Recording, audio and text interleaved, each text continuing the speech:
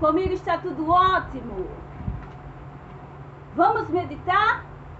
Hoje o Espírito Santo me convidou para falar com você sobre uma temática que eu considero extremamente importante, porque causa dilemas, principalmente para nós que estamos inseridos na igreja desde muito cedo e vivemos conflitos por não ter pessoas amadurecidas espiritualmente para conseguir discernir as coisas da maneira que elas de fato são. Pode ser banal para aqueles que não são evangélicos, mas para nós que estamos inseridos nesse contexto e que fazemos parte de uma maneira mais aprofundada da obra de Deus, sabemos muito bem que dilema é esse. E qual é a temática? A temática é espiritualizar tudo. Espiritualizar tudo? Sim. Nós, seres humanos, somos tricotômicos. Somos corpo, alma e espírito. Uma fatia material e duas fatias espirituais. Precisamos tanto cuidar do corpo quanto do espírito. Só que é justamente onde entra a nossa temática de reflexão. Muitas vezes estamos preocupados demais com o lado espiritual. Então fica um contrassenso. Não pode ser nem 8, nem 80. Eu não posso me preocupar menos, porque eu viro um despreocupado espiritual.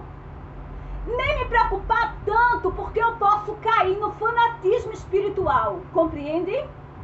Eu preciso manter um equilíbrio. É certo que Jesus, ele nos adverte que devemos cuidar muito do espírito, da nossa alma, e que a carne, por ser fraca, ela precisa ser dominada. Isso não é uma palavra que venha nos deixar confundidos, não. Não podemos usar por pretexto Jesus dizer: a carne é fraca, não é? Jesus fala aí aos seus discípulos que eles estivessem prontos, recomenda o jejum, porque a carne era fraca. No entanto, Jesus, ele não quer dizer que devamos dar ênfase apenas a essas duas fatias da nossa vida, chamadas espirituais, em detrimento à matéria, que vai envolver uma série de fatores na nossa vida, no cotidiano. Um trabalho, uma escola, uma escolha profissional, uma carreira acadêmica, compreende? Um casamento, um namoro. Ou seja, nós não somos seres celestes. Eu, você, não estamos em corpo glorioso, não fomos arrebatados ou não somos anjos assexuados para nos preocupar apenas com o espírito. E é essa ênfase que eu quero dar com você. A espiritualização de tudo que nós, assembleanos, estamos fazendo e que um bom grupo considerável de santos de Deus, independente da denominação que ele esteja inserido, também fazem, caindo em fanatismo ou em grande tropeço espiritual. Ok? Eu estava meditando e o Espírito Santo me conduziu a uma passagem bíblica célebre, que eu sempre medito, mas isso há muito tempo. Desde que eu fui aqui lendo com mais profundidade as Sagradas Escrituras, essa reflexão eu fiz dessa mesma maneira que eu quero abordar com você hoje. Ela fica em 2 Reis, capítulo 5. Eu vou ler apenas 2 versículos. Eu estou lendo na Viva Português, é a versão. Então eu fiz um rascunho, porque eu não tenho a Viva Português impressa. Diz assim a palavra: há, porém, uma coisa que preciso explicar. Quando o rei meu senhor, apoiado em meu braço, entrar no templo do deus Rimon para o seu culto de adoração, e eu também tiver de me curvar, que o Senhor perdoe o seu servo por isso. Vá em paz, disse Eliseu. E Naamã começou sua viagem de volta para sua casa. Amém? Essa passagem, que nós lemos apenas 2 versículos, fala de um momento posterior à cura de Naamã. Quando ele contempla que está plenamente curado da hanseníase e que tudo aquele fato miraculoso ocorreu em meio à sua obediência, a palavra do profeta Eliseu, ele se converteu ao Deus de Israel. Uma nação teocêntrica que crê nesse Deus único, o Deus vivo. Naamã, ele veio com todo o costume pagão da sua terra síria. E após se converter, ele entrou com um conflito e um dilema ali diante de Eliseu, o profeta. E ele expôs: Senhor, agora eu estou com uma parada duríssima aqui, que o Senhor tem que me perdoar, tem que me dar uma autorização. Qual era? Essa aqui, ó. O cara era o braço direito do rei da Síria. Um rei não entraria num templo sem alguém de alta confiança, que era o caso de Naamã. Não deixa de contrário, em hipótese alguma, pensarmos. É por isso que ele, mesmo leproso, jamais foi excluído da corporação ou destituído por estar leproso. Ao contrário, permanecia lá no seu ofício, um oficial, valente guerreiro e homem de confiança do rei. E aí, o rei entrava para adorar no templo do deus Rimon, ao lado de Naamã, que se apoiava nele e se prostrava junto dele. E agora ele estava convertido, era um crente, e ele estava dizendo a Eliseu ali: agora eu tenho que ir lá, eu trabalho.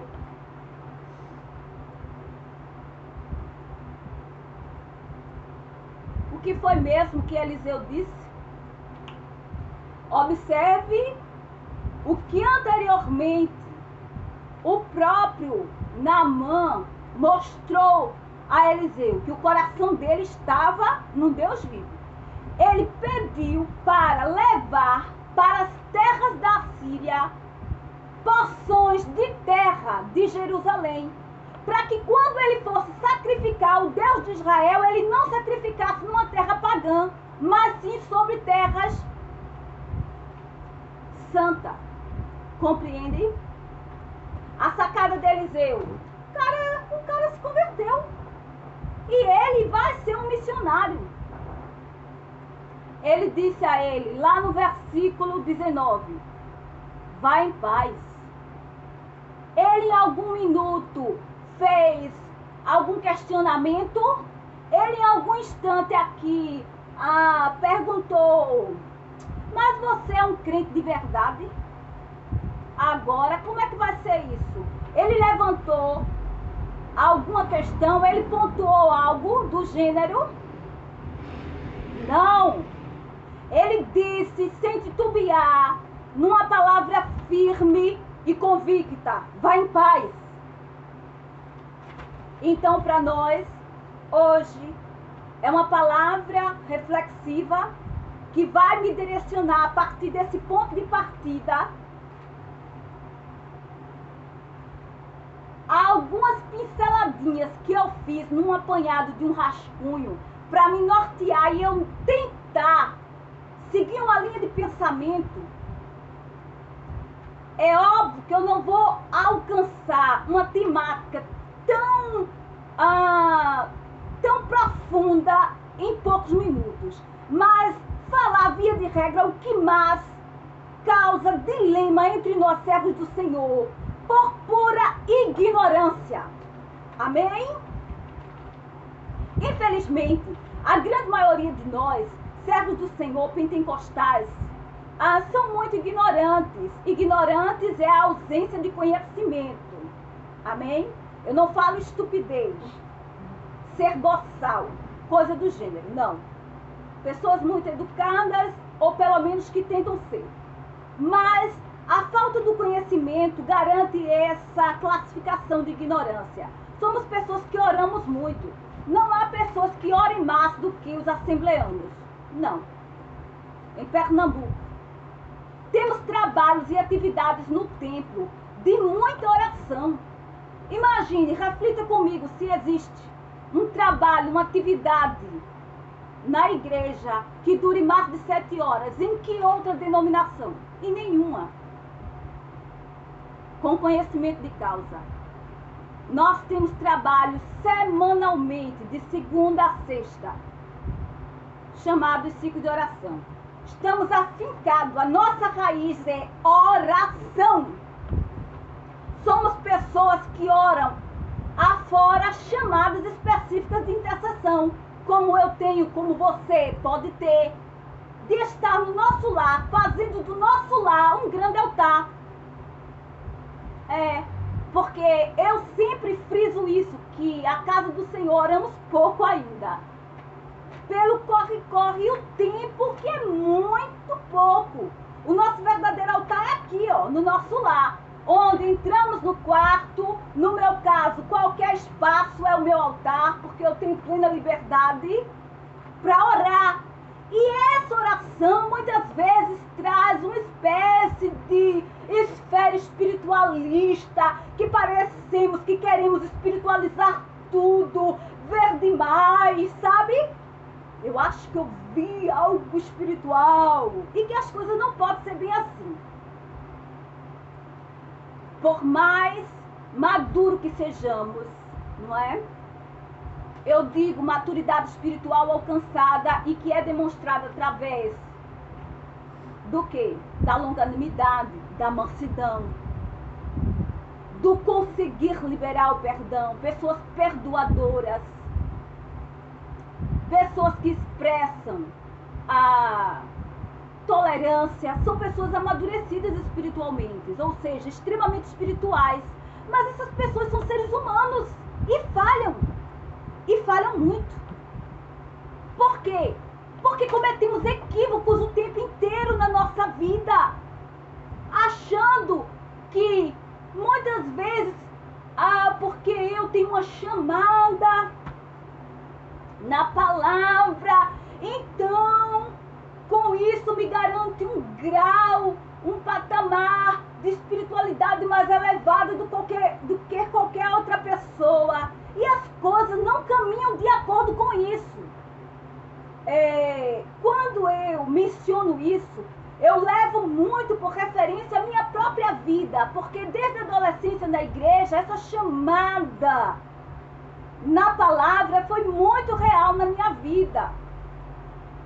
E eu via que as pessoas, elas tinham esse deslumbre, mas eu também tinha essa questão filosófica, essas questões de ordem pessoal muito patente, o desejo de conhecer, o desejo da formação, e as pessoas não entendem, via de regra, isso, que nós, seres humanos, e que mesmo estando na casa do Senhor, precisamos nos preparar. Estamos atravessando um momento até que melhor, e entre aspas, mas é nesse ponto profundo que eu vou tocar numa ferida da nossa igreja. Igreja de Cristo. É pessoas muito ociosas na igreja, achando que a vida é só ciclo de oração. Que a vida é apenas as atividades que eu faço na união de adolescente ou no grupo que eu estou inserido, um coral, um conjunto, um grupo jovem, juvenil, e não tem nada a ver, faz parte. Eu, serva de Deus, tenho que conviver e estar inserida numa sociedade de maneira equilibrada, assim como eu estou inserida no meu mundo espiritual, na minha igreja, membro da minha congregação. E eu não posso colocar carros na frente dos bois, como isso aconteceu na vida de tantos. Inclusive, quase que alguém atropelava a minha vida, porque alguém que lidera não pode se achar no direito de aconselhar jovens na igreja, como eu fui aconselhada, e já até eu casei cedo. E pessoas que viam essa minha chamada diziam: Deus não quer uma formação para você. Entende? Se eu fosse dar ouvidos a pessoas de alta responsabilidade eclesiástica, hoje eu não sei como eu estaria. Não sei. Porque não podemos ter o desequilíbrio e sair espiritualizando tudo. E achar que as coisas vão cair para nós do céu de mão beijada. Não vai.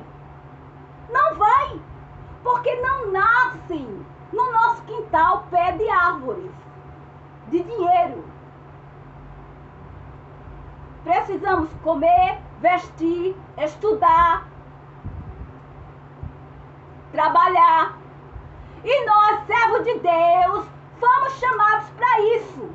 Porque nós vamos viver na terra ainda um bom tempo e precisamos ter qualidade de vida. Então precisamos manter uma vida equilibrada e não sair espiritualizando tudo.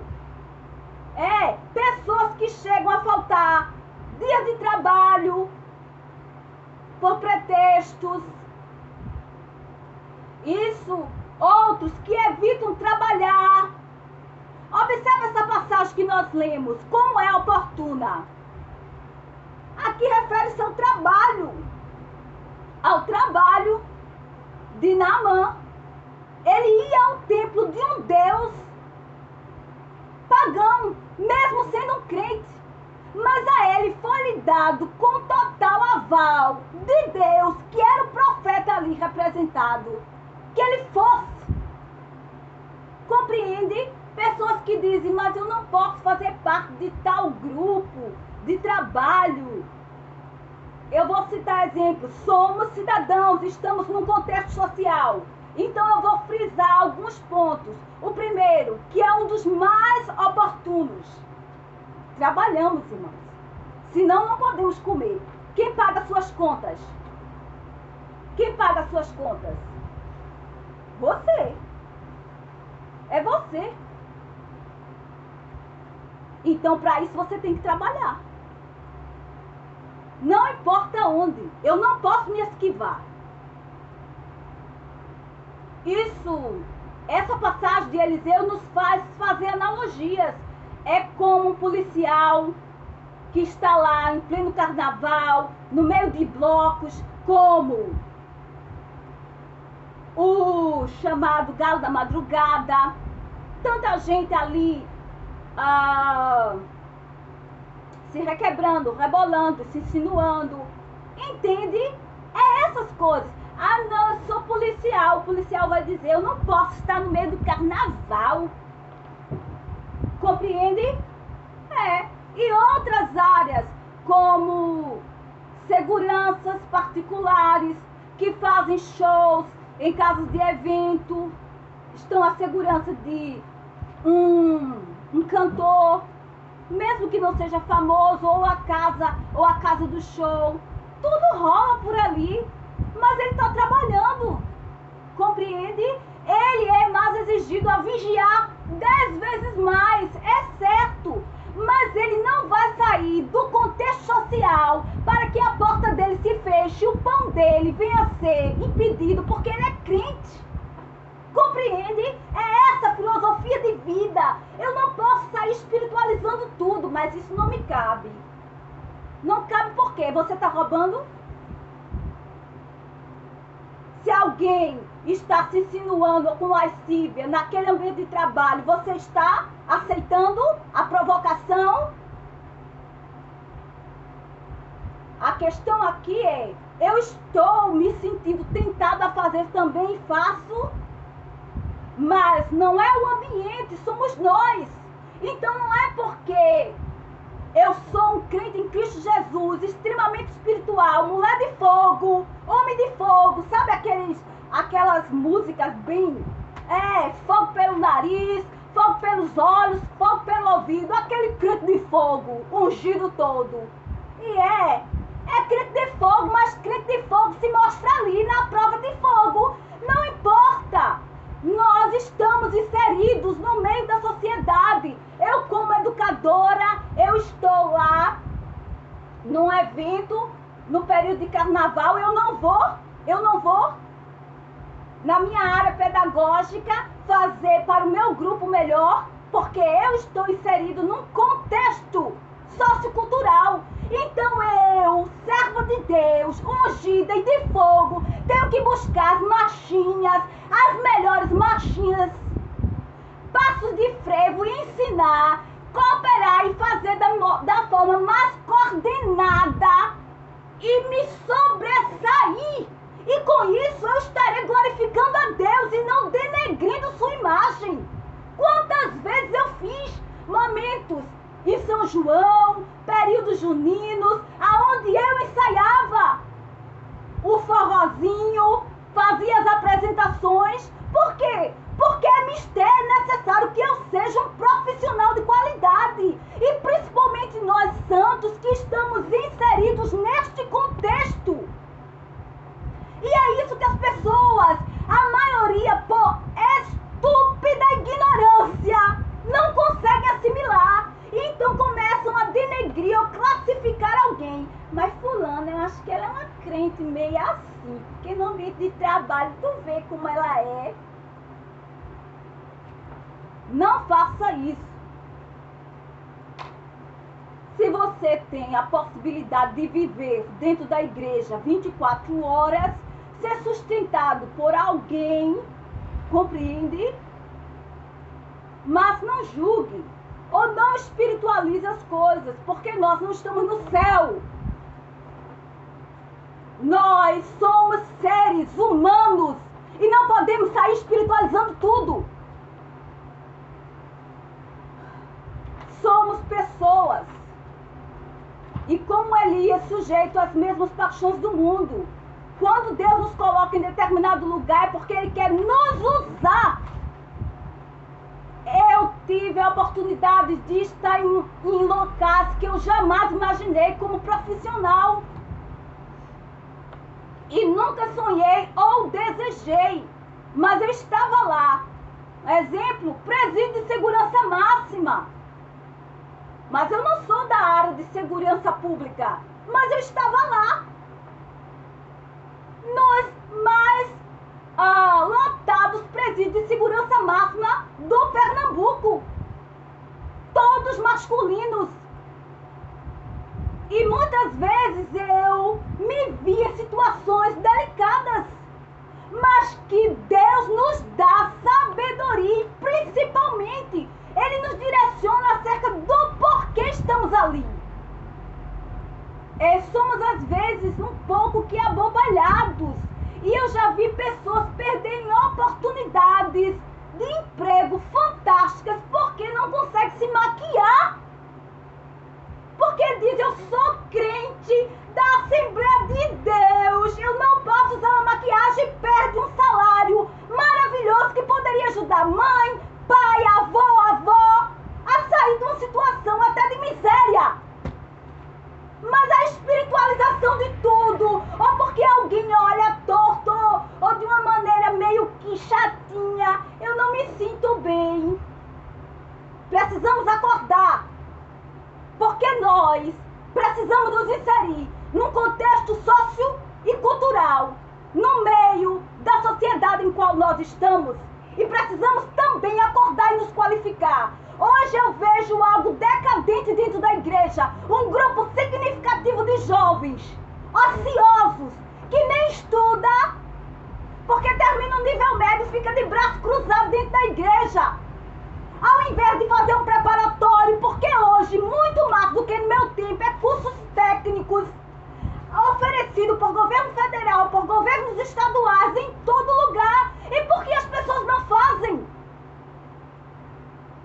Porque estão espiritualizando tudo e acham que a porta de emprego dele vai se abrir porque alguém vai chegar, o anjo vai trazer lá no pé da cama dele quando ele estiver orando. Olha, cheguei. Qual é? Eu sou objetiva, porque eu observo que Deus, ele nos direciona a uma objetividade para acabarmos com emocionalismos e fanatismos espirituais no meio ao qual nós estamos inseridos. Os nossos jovens estão sendo orientados muitas vezes de forma equivocada, perdendo oportunidades de trabalho por simples coisa como usar uma maquiagem ou precisar de usar uma veste que nem é indecente nem condizente. Não existe nada de imoralidade num fardamento de uma calça ou de algo do gênero, para que alguém venha perder oportunidades e dizer não me sinto bem porque está sendo constrangido num ambiente em que congrega. Essa palavra vai para todos, mas também para líderes, principalmente, que assediam moralmente os seus liderados, mas que muitas vezes não tiveram que sofrer o que essa geração tem sofrido. Você sabe o que é para um jovem precisar de uma roupa e não ter? Então precisamos acordar, porque eu desde muito cedo comecei a estagiar, desde os meus 14 anos. A mensagem não é da minha vida e eu não sou referência, mas como eu tenho vida, então eu posso falar do que eu vivo. E vejo o quanto isso é importante para nortearmos nossos passos como servo de Deus em meio a essa sociedade. Compreende? Precisamos estudar mais um pouquinho. É isso que Jesus quer fazer de nós, para quando as oportunidades surgirem, estarmos lá na brecha. Nada vem de mão beijada, precisamos nos esforçar. Ou você acha que Jesus, porque você está lá na igreja orando, vai deixar de presentear outra pessoa que está lá lutando, batalhando? Deus é justo e abençoa todos. Vai pensando que oportunidades vão ser tiradas daquele que não professa Cristo e às vezes nem o conhece. Precisamos acordar e deixar de vivermos uma vida de fanatismo. As pessoas olham e dizem assim: ai meu Deus do céu, os crentes são tão diferentes. De fato somos, porque carregamos o brilho desse Espírito Santo. Mas muitas vezes esse cunho de achar diferente é um pouquinho de anormalidade que apresentamos. Não podemos ser pessoas que censuram tudo, porque o ambiente que nós estamos tem pessoas que falam palavrão, que podem lhe dar uma proposta indecente, porque essa recebemos banalmente, mas eu não posso ser seduzível à proposta, eu não posso ser vulnerável à proposta, porque a Bíblia diz que nós podemos ser tentados. Isso não é pecado. Eu não posso cair à tentação. Ah não, eu não vou mais trabalhar porque alguém está me cantando. Mostre a ele que você é um servo de Deus, rapaz. Que ela é uma serva de Deus. Se mostre como servo de Deus.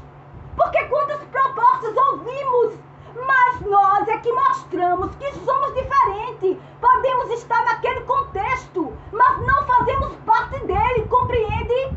Isso vale em todos os aspectos. Os sexuais, as chamadas propostas lascivas. Isso vale para tudo que nós pudermos imaginar. Para a questão do financeiro, o amigo de vamos roubar, compreende? Aí eu me posiciono como crente e digo, eu sou crente, mas eu posso estar lá inserido sim. eu sou uma serva de Deus, mas eu tenho que estar neste contexto sociocultural, acadêmico, sem que me comporte de maneira a perder oportunidades que são extremamente importantes para a minha vida. Somos seres humanos. Amém? É isso que eu quero dizer. Não somos anormais, nem somos anjos. Somos servos de Deus, mas ainda estamos aqui em matéria. Eu poderia frisar em outras situações. Eu ouço tanta bobagem, não é? Pessoas acham que os servos de Deus não têm libido, servos de Deus fazem sexo de roupa. Servo de Deus tem muita libido, porque nem bebe nem fuma. Servo de Deus namora, beija na boca. Servo de Deus não faz sexo antes do casamento. Isso tudo faz parte. É a questão. São tão espirituais que nem se beija. São tão espirituais que nem sentem desejo de sexo. Que negócio é esse? Quanto mais ora, mais desejo dá. Que negócio é esse? Quando isso partir para essa vertente, tem diabo no